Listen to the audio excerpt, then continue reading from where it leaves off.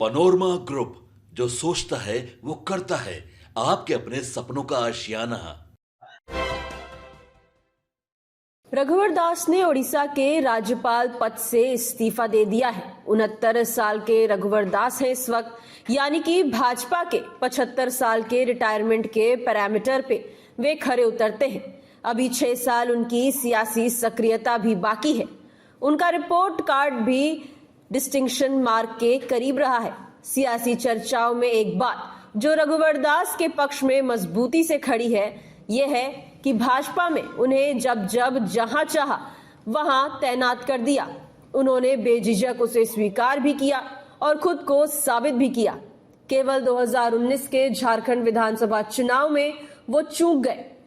रघुवर दास का झारखंड की राजनीति में उदय जब से हुआ, तब से उनके खाते में कभी हार नहीं आई। वर्ष 2019 अपवाद रहा। तब न रघुवर जीत पाए और न भाजपा सत्ता में वापसी कर सकी। झारखंड में भाजपा की या गठबंधन के तहत जब जब सरकारें बनी, रघुवर मंत्री बनते रहे। 2014 में जब भाजपा झारखंड में पूर्ण बहुमत की सरकार बनाने की स्थिति में आई, तो उन्हें मुख्यमंत्री भी बनाया गया। तब सीएम पद के लिए वे चर्चित चेहरा नहीं थे। बिना किसी रुकावट 5 साल का सीएम कार्यकाल पूरा करने का रिकॉर्ड भी रघुवर के नाम ही अब तक दर्ज है। जेएमएम के हेमंत सोरेन भी 5 साल मुख्यमंत्री रहने वालों में शुमार है, लेकिन 5 महीने जेल में गुजारने के कारण उनके कार्यकाल में ब्रेक हो गया। फिर भाजपा के राष्ट्रीय उपाध्यक्ष और बाद में ओडिशा के राज्यपाल की जिम्मेदारी भाजपा ने उन्हें सौंपी। रघुवर दास के राज्यपाल पद से इस्तीफा देने के बाद उन्हें लेकर सियासी अटकलें लगाई जा रही हैं।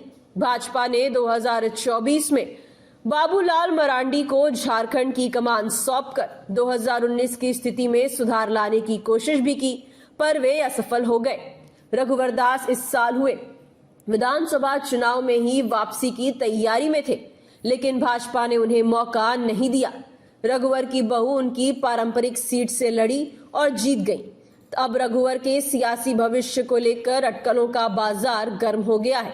एक चर्चा तो ये भी है कि रघुवर दास को भाजपा राष्ट्रीय अध्यक्ष बनाएगी। भाजपा जिस तरह नए अचर्चित चेहरों को सामने लाती रही है, उससे कयास लगाए जा रहे हैं कि रघुवर दास को कहीं ये जिम्मेदारी तो नहीं मिल सकती। रघुवर दास भले आरएसएस की पृष्ठभूमि वाले नहीं हैं, लेकिन वे नरेंद्र मोदी और अमित शाह के करीबी लोगों में माने जाते हैं। भाजपा उन्हें उपराष्ट्रपति या राष्ट्रपति भी बना सकती है। इसके लिए अभी 2 साल उन्हें इंतजार करना पड़ेगा। राष्ट्रपति और उपराष्ट्रपति का कार्यकाल 2027 में खत्म होगा। उसके बाद ही भाजपा किसी के नाम पर विचार करेगी। इतने दिनों तक रघुवर दास इंतजार नहीं करेंगे। ऐसे में इसकी संभावना कम ही दिखाई देती है।